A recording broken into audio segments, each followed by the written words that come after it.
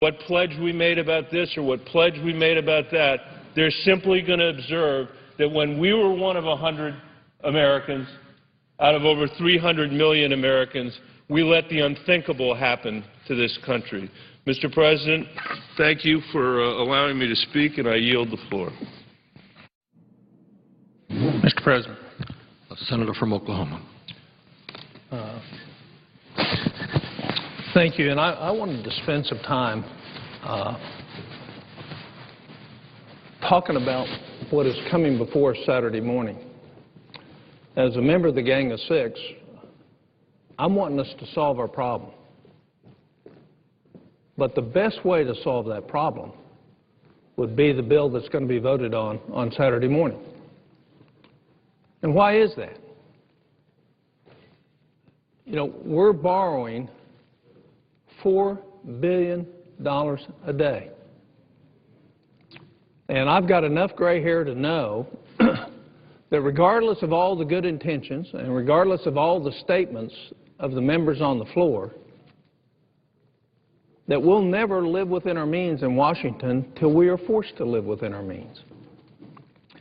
And just because a constitutional amendment would take probably 4 years to pass, given what the American people think about it, isn't a reason not to go on and do it regardless of what we do about our short-term problem coming up August 2nd. So the very fact that people would say, we're not going to pass the cut, cap, and balance because it won't happen in a period of time is exactly the same approach that got us $14.3 trillion in debt, that has our credit rating at risk, and puts us in the kind of problems that we have today. So I've offered a plan I think is even better. I know not many of my colleagues will, but here's a plan to cut $9 trillion over the next 10 years. But it's the only plan that specifically states what you would cut, where you would cut it, and why you would cut it. It's backed up with the facts. Nobody else can claim that. Here, you don't have to like all of them. But what we do know is if something doesn't come out of this body between now and August 2nd that cuts at least $4 trillion, this country is going to see significantly increased interest rates as a cost of that. And what so often happens is you hear wonderful words and wonderful speeches on the Senate floor, but nobody putting their name on where you would cut. Well, I've put my name on $9 trillion worth of cuts. It pinches everybody in this country. Everybody. It pinches everybody. But you know what? We're all in this. We have lived the last 30 years in this country on the backs of those who are going to pay the taxes for the next 30 years. It's time we start paying back. It's time we start giving back. You know, the Senate is a different place today than when I came to the Senate. When I came to the Senate, the idea was not to block legislation, but to discuss legislation, to have the courage and the backbone to vote against something and go home and tell your constituents why you voted against it, to offer amendments that you thought would improve legislation and defend those amendments, and to vote for a bill that you thought was in the best interest of the country and be able to defend that.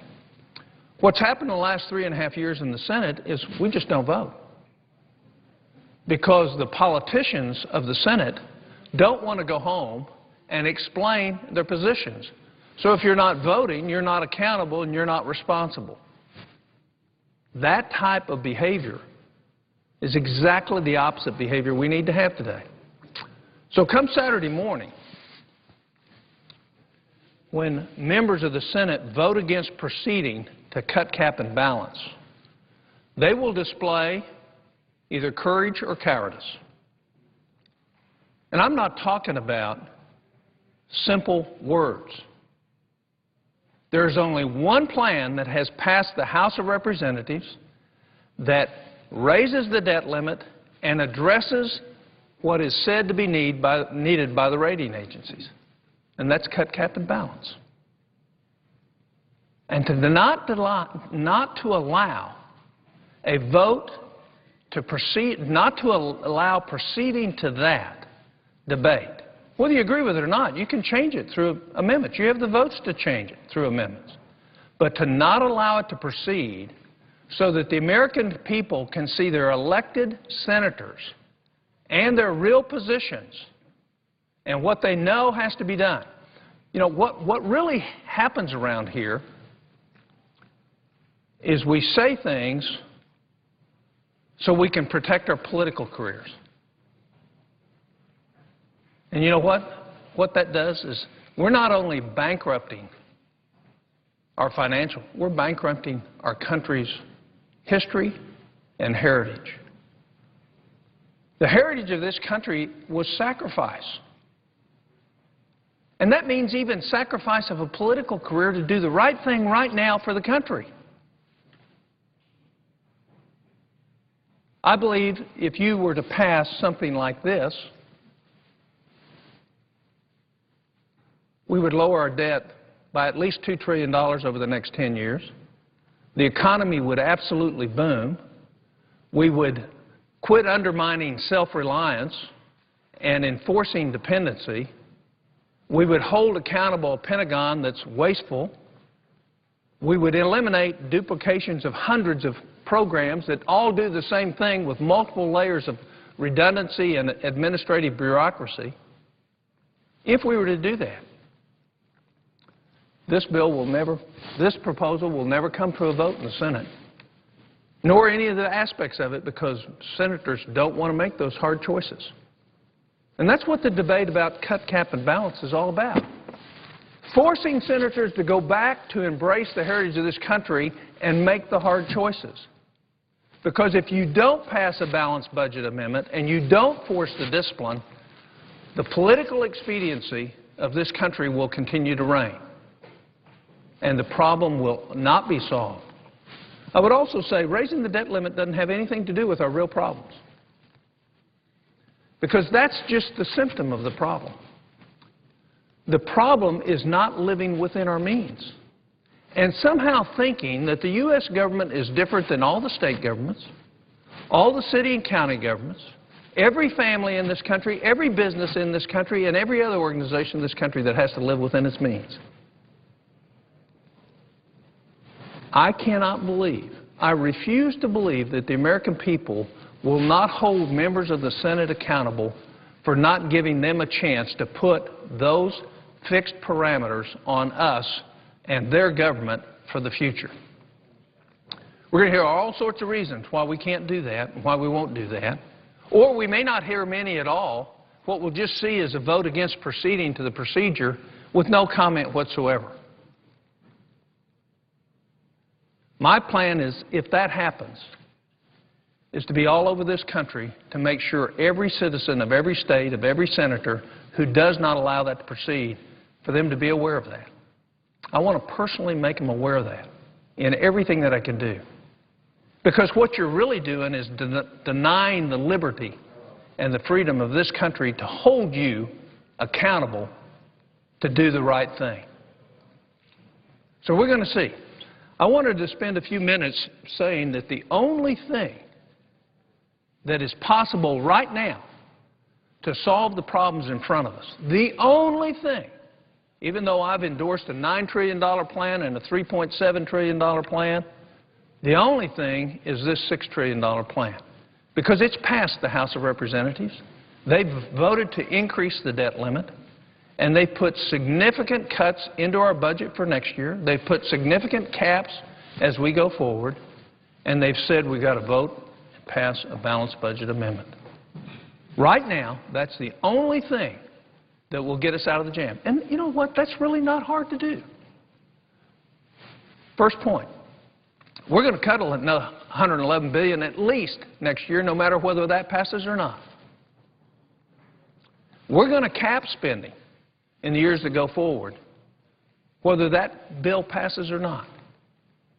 But the difference is, as soon as we get our balance again, the politicians who don't want to make hard choices will be back to not making hard choices, and we'll get in trouble again.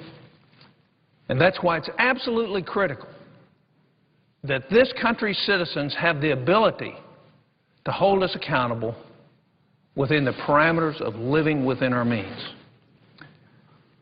We'll hear all sorts of reasons why we can't do that, that it might hurt the poor. Nobody here wants to in any way intend anything other than support for those who can't help themselves. That's their excuse. We can't do that. Well, let me tell you what's going to happen in our country is the very programs that help the poor, are going to be diminished in the future through fiscal necessity when we are mandated to make cuts to be able to borrow more money. So it's a false statement, because by not voting to for a balanced budget amendment, what you're really saying is I want to claim one thing, but I know something else is going to happen. I paraphrase a statement of Martin Luther King that I think describes this place more than anything I've ever known. And it was this: vanity asks the question, is something popular? Cowardice asks the question, is it expedient? Character asks the question, is it true and right? And we have tons of vanity. We have tons of cowardice. We limit ourselves on courage and character. As you listen to the debates over the next 2 days on this motion to proceed on the only thing that will solve the problem in front of us today, I want you to listen for political expediency. I want you to listen for vanity. And then I want you to search hard to try to find courage and character, because you're going to see an absence of it on those that oppose this. They know this will solve the problem. They know this is one of the few things that can pass the House of Representatives. And yet we're not going to deny it. We're not going to have it come to the floor for an amendment process, for a full debate, and for a vote. And we're not going to have it for the vote because we're expediently cowards. We do not want to truly address the problem because it might affect our political careers. That is a sad commentary on the heritage of this country. A sad commentary.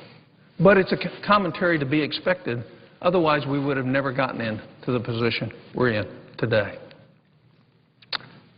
Let me talk about some details of what you can do. You know, we're going to hear all sorts of reasons why you can't do things, all sorts of reasons why you couldn't come up with $9 trillion. But when the American people really know what's going on, if they really go and read about Back in the Black, really find out the background of all the waste, all the duplication, all the stupidity that goes on in our government, all the lack of accountability, the lack of responsibility in bureaucratic agencies, all the silly decisions that get made that spend billions of dollars that don't really help anybody. The tax code, tax earmarks and tax credits and tax expenditures are nothing but, most of the time, corporate welfare or socialism. The greatest tax in the world comes when we allow the Federal Reserve to print money which devalues your assets through inflation and the earnings on those assets. So the greatest tax in the world that's coming for America is that we're going to devalue the value of the dollar, and inflation is going to go up, and what you can earn on your assets is going to be limited by the interest rates, and the differential is that which you actually lose in real value of what you own every day. The other thing I'd point out is through the tax earmarks and tax credits in our tax code, anybody that doesn't get one of those is actually paying for them. So if you don't have an in up here, if you don't have a lobbyist, if you don't have some special interest looking out for you, and you don't get one of those, you're paying for them through your increased taxes on your part. They're inherently unfair. But let's just look at duplication for a minute.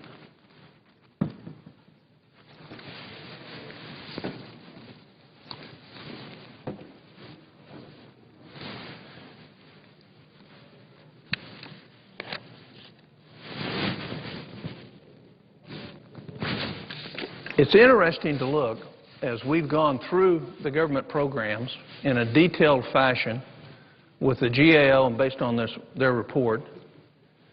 We have 100 different programs with 100 sets of bureaucracies for surface transportation. Why do we have that? Because Congress has mismanaged. That's why. Because of expediency. Because of vanity. Because of wanting to get reelected, we create another program and another program and another program. It looks good, sounds good, but nobody ever does the research to see where they overlap. Nobody ever requires that the metrics say, is this program effective?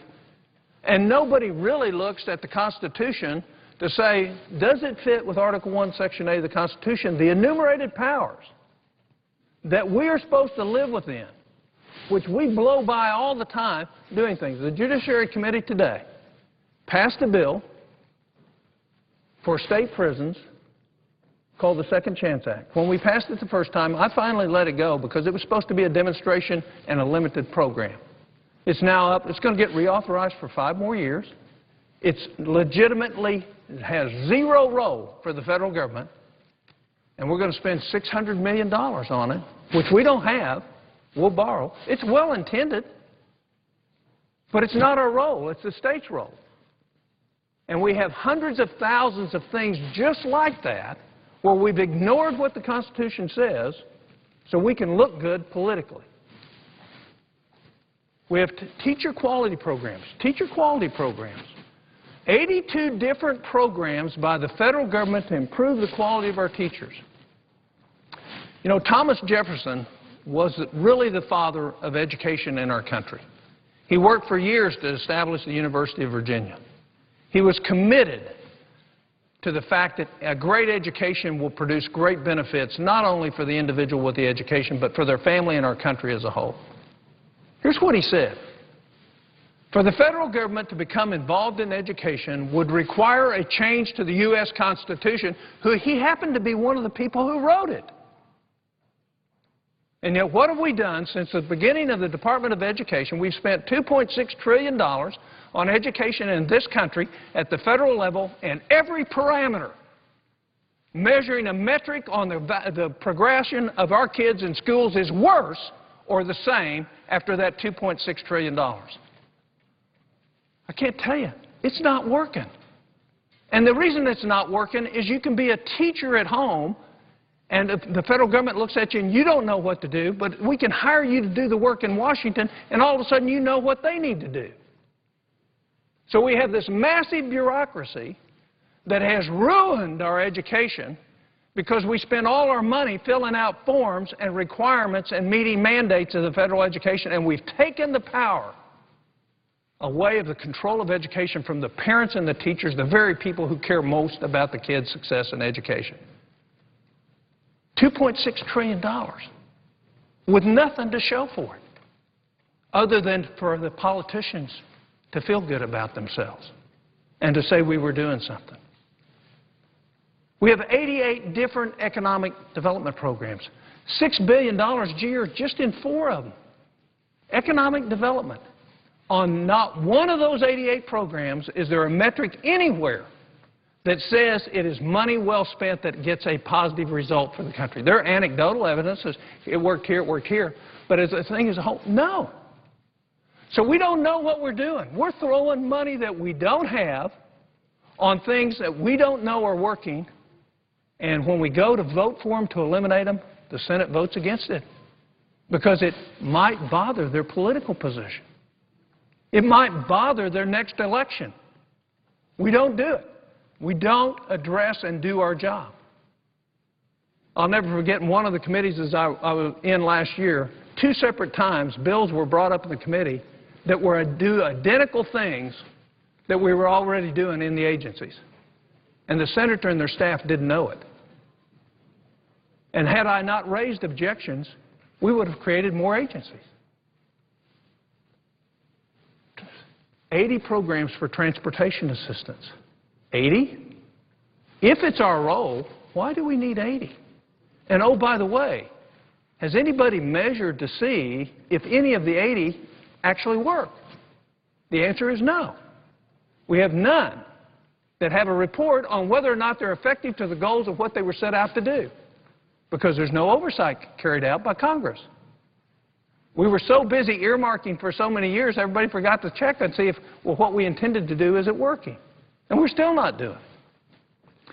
We have 56 different programs to teach the American people to become financially literate. 56? Us, the federal government, teaching financial literacy? When we can't balance our budget, we have multiple programs. We don't live within a confined budget. The first principle of financial literacy is living within your means. And yet we have this many programs, 56, to teach American citizens to be financially literate. Job training. Here's one of my best. This is great. We have 47 job training programs that cost $16 billion a year. All but 3 overlap one another. That's what the GAO says. And there's not a metric on one of them to see if they're working. And when you talk to the people that go through the program, half of them say it's a waste. It's a joke. Because I've actually talked to them. And yet we're spending that kind of money, in excess of $15 billion a year on job training programs. Now, there's no question we need job training programs, but we need job training programs that work. And why would we need 47? So when somebody tells you we can't balance our budget, you ought to blow a hole right through them with your thought that says you obviously don't know what's going on in the federal government. Homeless prevention assistance, 20 different federal programs. Now, we should be helping people who need our help. I'm not denying that. But how we help and the mechanisms of how we help ought to be frugal, efficient, and effective. You know, I've served in Congress. I'm in my 13th year. 6 years as a congressman, 4 years out of here to get a breath of fresh air, and now I'm my 7th year in the Senate. What I know is we don't know what we're doing. And it's obvious looking at our budget. It's also obvious looking at the dysfunction of the Senate and the leadership in the Senate that we don't want. We haven't had a budget in 2 years. The one thing any financial counselor will tell you is the first thing you got to know is where you are and set a plan. We've had no attempt to bring a budget to this body in well over 2.5 years. No attempt. What does that tell you? It goes back to vanity. It goes back to cowardice. It goes back to us not doing what we're intended to do because we care more about our position than we care about the country. We have 18 programs to feed the hungry. We have 17 disaster response and preparedness, just in FEMA. 17 different programs, of which 11 overlap. Now, FEMA didn't set those up. The bureaucracy didn't create those. We did. Every one of these programs was created by a member of Congress. So you can't blame administrations, and you can't blame presidents. What you have to do is blame Congress. We have 130 overlapping programs in the Department of Agriculture, 18 overlapping programs at the Department of Congress, 230 overlapping programs at the Department of Education, 17 in the Department of Energy, 36 in the Department of Human Services, 32 in the Department of Homeland Security, 60 in the Department of Housing and Urban Development, 40 in the Department of Interior, 53 in the Department of Justice, 35 in the Department of Labor, 6 in the Department of State, and 180 government-wide if you look at all economic development programs. 180. And we just listed the 88 that run through 4 of the agencies. Is it any wonder that we're going belly up? And the problem is us. The problem is we've got a solution now that's come to us from the House, and we're not going to let that solution go forward because politically, it's uncomfortable. Politically, we don't want to allow the people of this country to decide whether or not we ought to live within our means and put a bridle with a bit in our mouth that says, whoa, you're not going to continue to destroy the future of this country and the prospects for our children anymore. When I came to the Senate, I came after having read a book called Running on Empty. It was written by a man by the name of Bipartisan. He was bipartisan in his criticism of both parties, and he was absolutely accurate. We're in trouble because parties matter more than the country, because control matters more than the country, that political careers matter more than our children or our grandchildren. So I go back and talk about what's possible. A lot of people will disagree what's in here. This $9 trillion, of which what the House has sent us would take about 60% of. But here's what I say to my colleagues who don't want to vote on a balanced budget amendment, don't want to vote on the cut, cap, and balance. Where's your plan?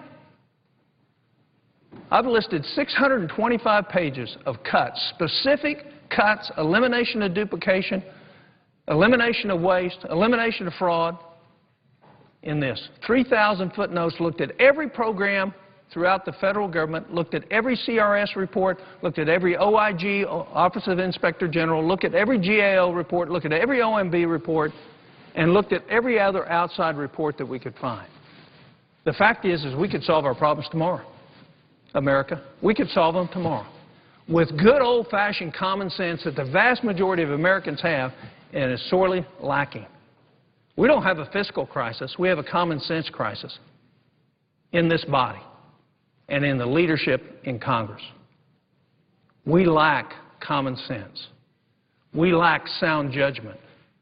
And we need the hard bit of a bridle put on us through a balanced budget amendment to control us. Because human nature is human nature.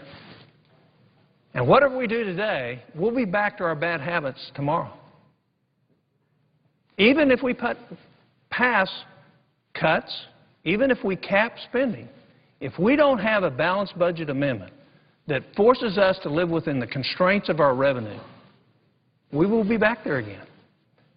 And what does that mean? That means the future of America is suspect. It doesn't have to be. We don't have to go the way of every other republic. We don't have to fail over fiscal issues. We can cheat history.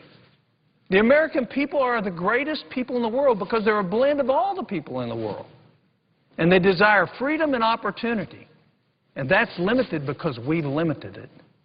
We, through our profligate spending, our inattention to detail, our failure to do oversight, we have undercut the potential of our country. Let's restore it. Let's restore it. Let's restore it Saturday morning by moving on to this bill and allowing ourselves to have a debate, offer amendments, and really debate. Have what the Senate hadn't had in a year and a half, a real debate about the issues of our day and the reasons behind it. But what I would caution the American people is remember what Martin Luther King said as you hear that debate. Vanity asks the question, is it popular? Cowardice asks the question, is it expedient? But conscience and right and good ask, is it right? I tell you, it's not right to have multiple programs doing the same thing, wasting our kids' future. It's not right for the Congress not to oversight and eliminate programs. It's not right for us to spend money we don't have on things we don't absolutely need. It's not right for us to take the control out of the children's education from the parents and teachers who have their best interest at heart and place it in a bureaucracy that has no compassion whatsoever, even though it feigns that it does. It's not right. Maybe politically expedient, may be popular to some people, but it doesn't make it right. So as you look, here is how you get $9 trillion. And you can pick any part of that to meet this cut, cap, and balance. Or you can come up with your own. But the fact is nobody wants to lay on the table what they think.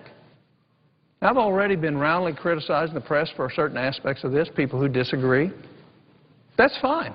I'm planning on defending everything that I put in here. With the best of my knowledge and a great staff that spent thousands upon thousands of hours, we came up with a way to solve America's problems. And we can do it. America can be bright, can be growing, can be developing jobs if we get the government out of the way and limit the role of the federal government. I see my colleague from Delaware, one of my great friends, and you hear that said a lot here, but he is a great friend. It's not the conventional, just common greeting, and I believe I'm over my time. I will be back to the floor to finish this conversation. But America needs to know we don't have any problem we can't fix. What we lack is leaders who will fix it. That's our deficit. It's a deficit of courage. It's a deficit of will. And with that, I yield the floor. Madam President. Senator from Delaware. Madam President, thank you very much for this time to speak. And before Dr. Coburn leaves the floor, thank you for the kind things you just said. Tom Coburn and a lot of people say, well, that's an unlikely duo that would end up working together as much as we have and actually having this sense of trust and friendship. There are things that people certainly find in me not to like, and it's the same is true of all of us. But I would just say there's nobody in the Senate who cares more about getting our deficit under control. And he and I think Dick Durbin have shown just terrific courage and leadership along with others in this so-called gang of six, and also as members of the Deficit Commission, in trying to get us to a comprehensive bipartisan solution of how to rein in the budget deficit without destroying our economy, making sure that we don't pierce the debt ceiling and have our financial world begin to crumble around us.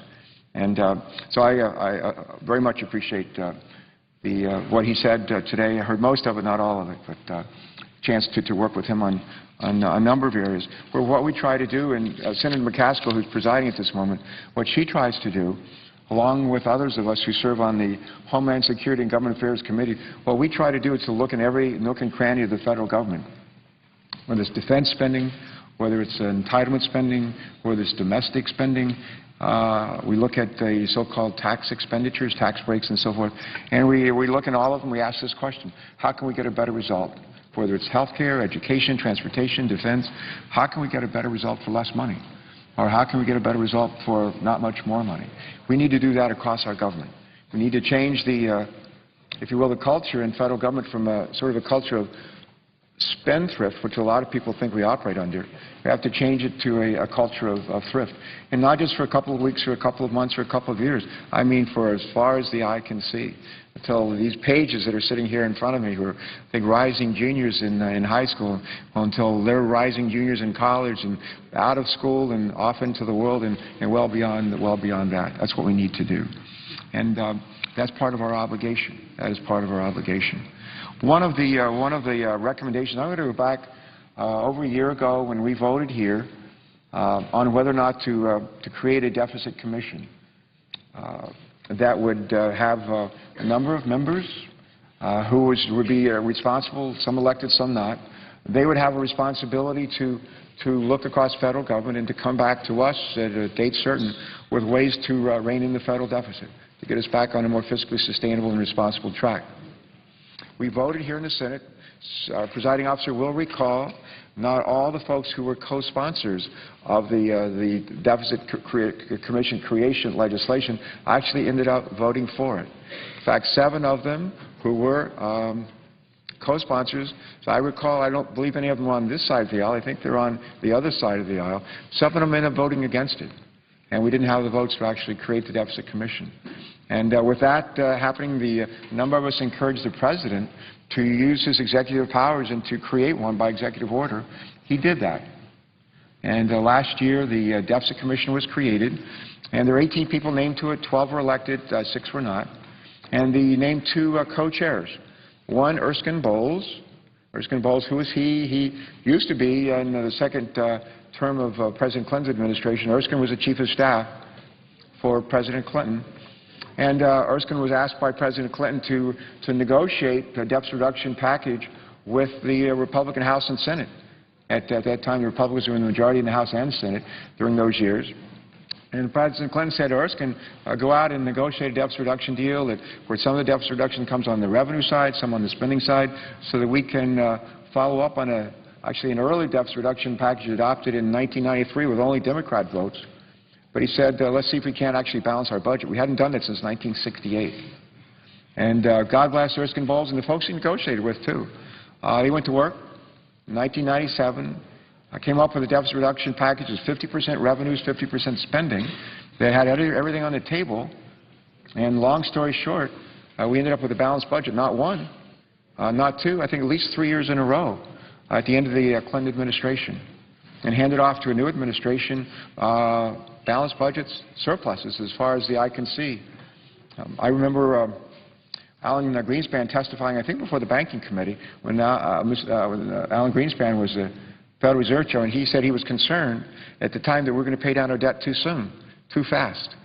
And I mentioned to him later that that concern was misplaced, because we certainly didn't pay down our deficit too fast. We turned, in about starting 10 years ago, we turned our black ink surpluses as far as the eye can see to red ink, to deficits as far as the eye can see. A lot of people like to reinvent history. They say we really didn't do much to reduce deficits in years from, say, 93 to 2000. Actually, 2 big votes, one in 93, all Democrats, and I'm not saying this in a partisan way, and 97, where the Republicans in the House and Senate actually negotiated in good faith with the Democratic president. Those 2 packages together with a strong, robust economy, rebalancing budget, not once, not twice, 3 times, created something like 21 million new jobs, and ended up the last decade, no, actually the decade before that, ending in the year 2000, alone among the nations with a balanced budget and most productive workforce on the face of the earth. It was just so. Those were halcyon days for our country. We need to get back to that. And so the president naming the co-chairs of the Deficit Commission goes back, this president, President Obama, goes back to an earlier president. He taps the same guy, Erskine Bowles, to be a leader, co-leader of the Deficit Commission. And on the Republican side, he asked a guy, a lot of people remember Alan Simpson, Republican from Wyoming, senator here for a number of years, as maybe the funniest person who's ever served in the United States. And he's also one of the most insightful, common-sense deficit hawk. And just a great guy to be a partner with Erskine. And they went together. We had 12 members of the House and Senate, 6 Ds, 6 Democrats, 6 Republicans, and some other folks from civilian life. Dave Cody, who's chairman of, CEO of Honeywell, was among the private sector participants. But they worked for months, gathered input from all kinds of sources, and came up with a broad-based plan that was recommended, adopted by, endorsed by, if you will, 11 out of the 18 commissioners. And that wasn't the 14, it was like magic threshold of 14 for it to actually be official, the official recommendation of the commission. But it was a majority. And it included 3 Republican senators. Judd Gregg, who was then our senator from New Hampshire, Tom Coburn, Mike Crapo. And I thought courageous Republican senators. On our side, among them included Ken Conrad and Dick Durbin. And I want to say Mark Warner, but I might make a mistake, and Mark's been all over this stuff. He's been, I think, a real leader, but I'm not sure if he was the 3rd Democrat. The long story short, maybe it was the 3rd Democrat, I think, was John Spratt, Democrat, South Carolina, chairman of the House Budget Committee. But anyway, those 3 Democrats, 3 Republicans basically agreed to a package that said, let's reduce the deficit over the next 10 years by $4 trillion. Let's do it mostly on the spending side, 2/3 to 3/4 on the spending side, but let's have revenues as well. They didn't propose raising the rates. What they actually proposed was to reduce the rates for business, put us more in line with other advanced countries. bring us down from about 35% to somewhere we're seeing roughly between 25 and 29% on the corporate income side, to reduce personal income tax rates for middle, low-income families to as low as 8%, and to actually reduce the upper income from somewhere in the mid-30s to high 20s. But at the same time, we would bring down the rates. We would eliminate, not all, but a lot of the so-called tax expenditures. The tax expenditures, what are tax expenditures? Well, they're tax breaks. Some call them loopholes. Actually, a lot of them are meritorious, mortgage deduction. Deductions will encourage people to make charitable donations. And stuff that a lot of us will say, well, we don't want to change that. We don't want to get rid of that. But out of that, if you add up all those tax expenditures over the next 10 years, do you know what it adds up to? $15 trillion. Think about that. Add up all the tax expenditures for the next 10 years, it's $15 trillion. And if we only were able to somehow reduce that by 8 or 9%, we would come up with the revenues that were called for in the Bowles-Simpson Deficit Commission to be part of a $4 trillion package. Now, in order to be able to bring the rates down, to lower the rates, broaden the base, in order to do that, we're going to have to take more than 8 or 9% out of tax expenditures. It may have to be reduced by as much as 50%. I would argue at the end of the day, and we should preserve, for example, the deduction for the interest we pay on mortgages, especially for our primary home, and also to encourage charitable deductions. I think we ought to encourage people to continue to get a deduction for charitable donation. And there are others as well, but those are a couple of the big ones. But that was sort of the sum and substance that they came up with. Among the things that they also said that we ought to have on the table in deficit reduction, Bowles-Simpson Commission said, we ought to have on the table entitlement programs. What are entitlement programs? Things that we're entitled to by virtue of our age, our station in life. If we are 65 years of age, we paid into Social Security, Medicare, we may be eligible, will be eligible in all likelihood for Medicare. If we're disabled, totally unable to work, we'll be eligible for Medicare at age, even before age 65. If we paid into Social Security for a number of years, we'll be eligible for early retirement for Social Security at age 62. If we want to take it later, we can take it at age 67 for full retirement benefits, which I think are roughly about $2,000 per month max, something like that. But anyway, those are some of the Medicare, Medicaid, Social Security, or entitlement programs. And they said they should all be on the table. They did not propose using Social Security to balance the budget, but what they did say is they said we've got a long-term problem in Social Security with an imbalance between now the amount of money that's coming into Social Security and the amount of money that's going out. And as the baby boomers are starting to retire, my generation, we are paying out now, for the first time in a long time, more in Social Security benefits than we are raising. And the reason why is, for today, it's roughly for every one person receiving Social Security benefits, about 2.5 people are working. And before long, it'll be for every one person receiving Social Security benefits, there are about 2 people working and paying into Social Security. And the flow of the mismatch of inflows into Social Security Trust Fund versus the outflows is going to get worse, not better. Sometime in a couple decades down the road, we're going to start running out of money to pay 100% of Social Security benefits. We won't have to stop them altogether, but we'll have to give them a pretty serious haircut. I was a freshman congressman sworn in on January 3rd, 1983. The day I was sworn in, at the other end of the Capitol, they told my freshman class, we're going to run out of money in Social Security. That's what they said. And we said, well, when? Like a couple of decades or when? And he said, no, this year. This year. And we said, are we going to like provide a haircut, reduce Social Security payments? They said, we're going to stop making them because we're running out of money in the Social Security Trust Fund. And that was where we were on January 3rd, 1983. And thanks to the good work of a commission led by Alan Greenspan and others, but the good work that they did then, they handed off to us not just a problem, but a solution. And their solution was a combination of new sources of revenue for Social Security and some reductions in benefits, gradually raising the full retirement age over a period of 25 years from 65 to 67, requiring more people to pay into Social Security, state and local employees, among others. But there was, I thought, a balanced plan. Ronald Reagan, then president, provided political cover to Democrats to vote for that. Tip O'Neill, then Democratic Speaker of the House, provided cover to Republicans to vote for that. And almost everybody, House, Senate, Democrat, and Republican, drank the Kool-Aid and voted to preserve Social Security. And it preserved it for about another 25 years. We didn't have to stop paying Social Security benefits that year, or the next year after that. We had a significant surplus that's going up in Social Security trust funds that now is beginning to be paid down. But we're going, the fund is going to be going in the wrong direction in the years to come, and over time, the outflow will increase as my generation retires. The question is, do we wait till 1920s or 1930s to do something about it? I don't think we should. And I swore, like, what was it, 28 years ago, I didn't want to hand off to a next generation the problems that we should solve today. We have an opportunity not to use Social Security to balance the budget, but actually under really the plan that's been now sort of reworked from Bowles-Simpson Deficit Commission, the opportunity to secure Social Security for the next 75 years, and to do it in a way that involves a number of, I think, relatively modest changes, some new revenues, and gradually increasing the full retirement age to 68 from 67 to 68 by 2050, from 68 to 69 by 2075. Just remember, when Social Security was first introduced, signed into law by FDR back in the 1930s, you had to be 65 years of age in order to receive Social Security benefits.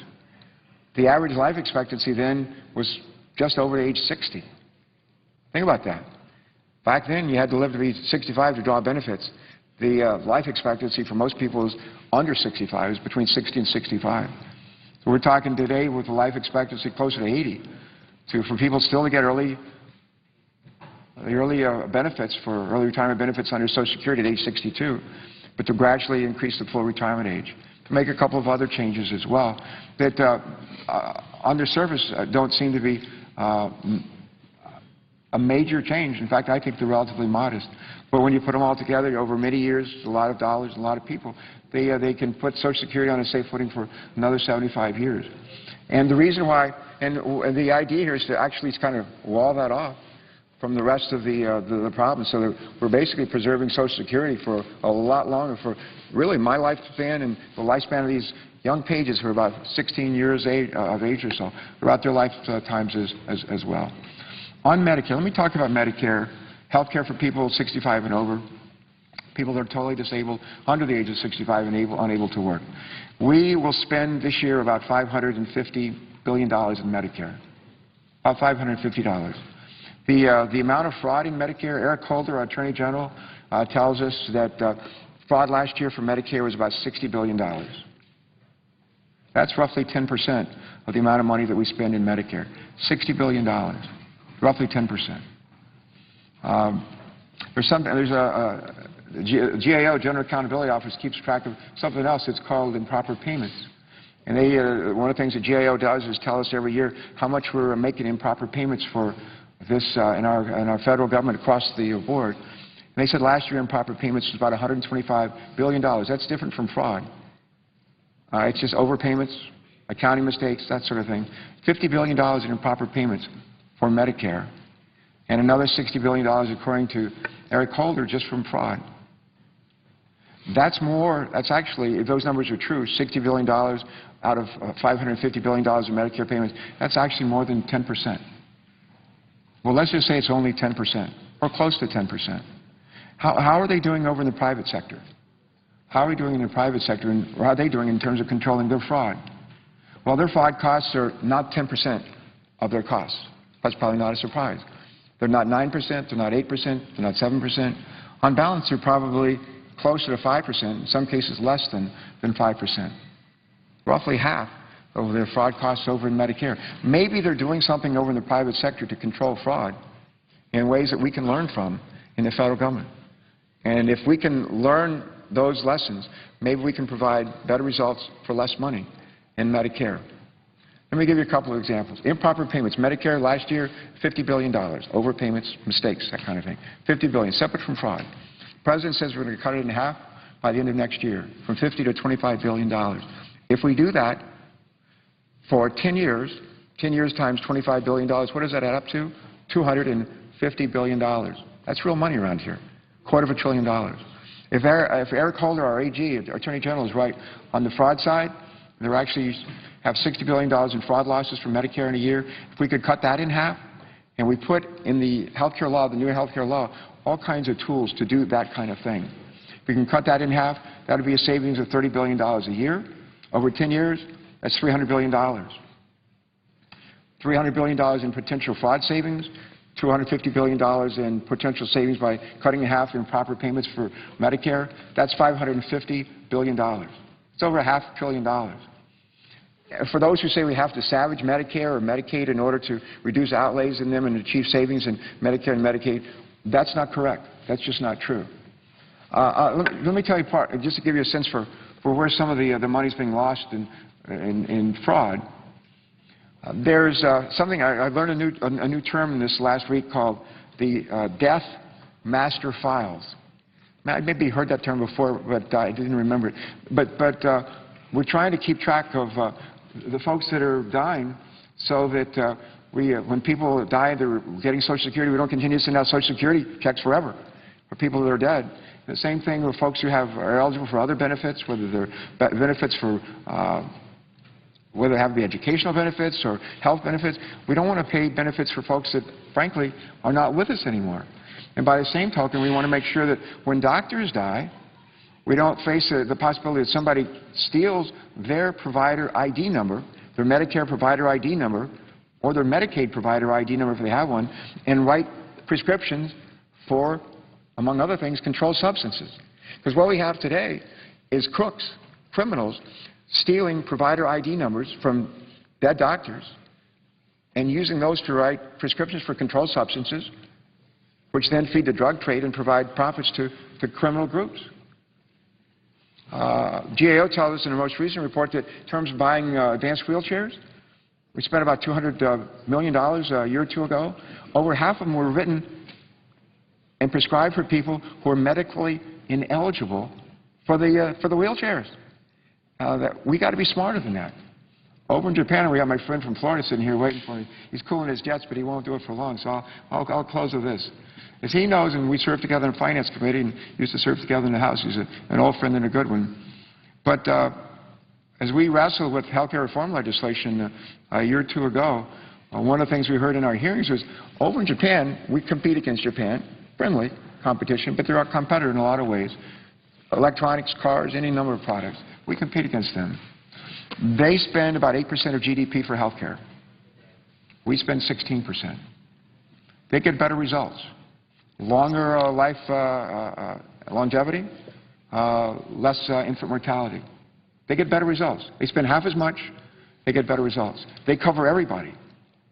They cover everybody.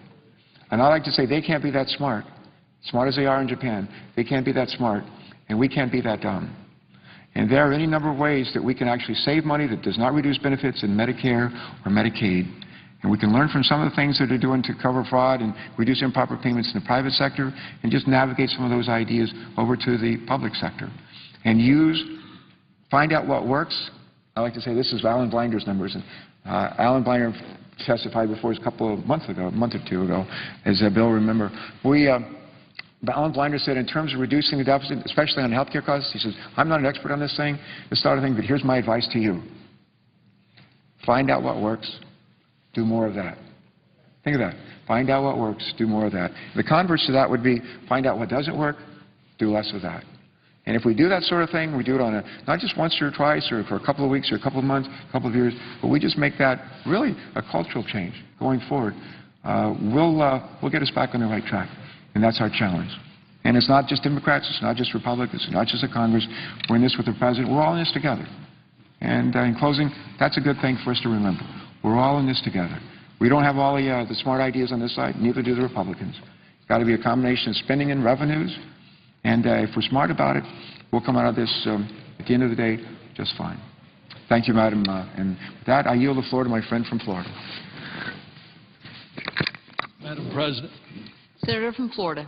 Madam President, I know the senator from Massachusetts has time, and I just wanted to take this time while he is coming into the chamber to say that the drumbeat, you can almost hear the background, very foreboding music as we are counting down the days. And Here we are in a situation in which we cannot get a certain group of people over in the House of Representatives to be willing to sit down and, as the good book says, to come, let us reason together.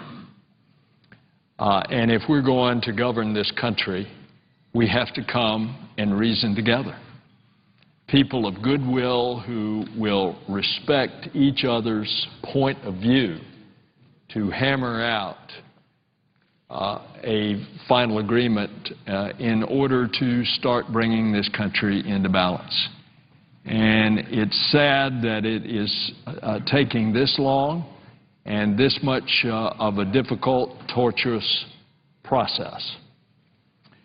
Madam President, on a much happier note, at a subsequent time, I want to share with the Senate the wonderful heritage that we have in this country, not from the English, but from the Spanish.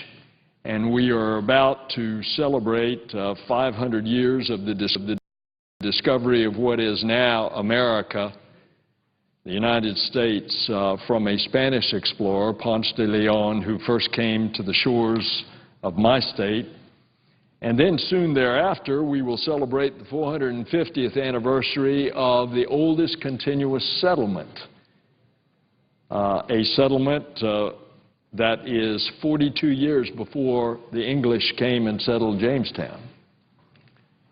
And those celebrations are going to be not just for Florida and not just for St. Augustine, but for all of Florida and all of the country. We have a commission that has been appointed by the Secretary of the Interior. We have just kicked off that commission, and I will be sharing with the Senate a lot about this historical restoration in the public's mind of all of those Spanish explorers that helped establish this country. First with Ponce de Leon in 1513, and he came back in 1539. By the way, the Puerto Rican community is quite energized and excited about this, because Ponce de Leon, when he came and found at the Feast of Flowers, Pascua de Flores, and thus he named La Florida, he was the governor of Puerto Rico. So they are quite excited, as they should be, and going to be part of this celebration. And after him came a Spanish explorer that sailed up the coast named De Ayllón. Later, in 1527, came a Spanish explorer, Narvaez. He landed somewhere in the Tampa region and went on up into the panhandle of Florida. After him came the Spanish explorer Hernando de Soto in the late 1530s. He ended up landing also in the Tampa Bay region, went all over Florida, celebrated the first Christmas, because he had Spanish priests with him and was in what is today Tallahassee by Christmas Day. They celebrated the first Christian Christmas by Europeans in this new world of what is now the United States.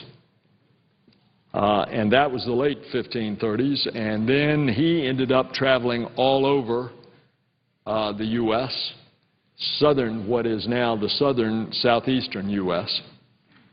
And then along came De Luna, thinking he would have the first permanent settlement in 1559 in Pensacola, and in 1561 along came a hurricane and wiped them out. We had the King and Queen of Spain in Pensacola on that anniversary back in 2009. And then later came the French, thinking they were going to set up the first permanent settlement at Fort Caroline at the mouth of what is today the St. Johns River at Jacksonville. in 1564, but when they heard that the Spanish explorer Menendez had come 30 miles to the south to set up this permanent settlement at St. Augustine, they sailed to wipe out the Spanish colony and instead got hit by a hurricane and were shipwrecked and were thus dispatched by the Spanish explorer Menendez. And from there, St. Augustine continued all the way to the present day. You ought to see that restored city. It is a sight to behold, and it is not only the history of St. Augustine, the history of Florida, it is the history of this United States. And so, Madam President, I'll share a lot more about our Spanish history, our roots in this country. And I thank the senator from Massachusetts for his kind indulgence so that I might share this with the Senate. Madam President, I yield the floor.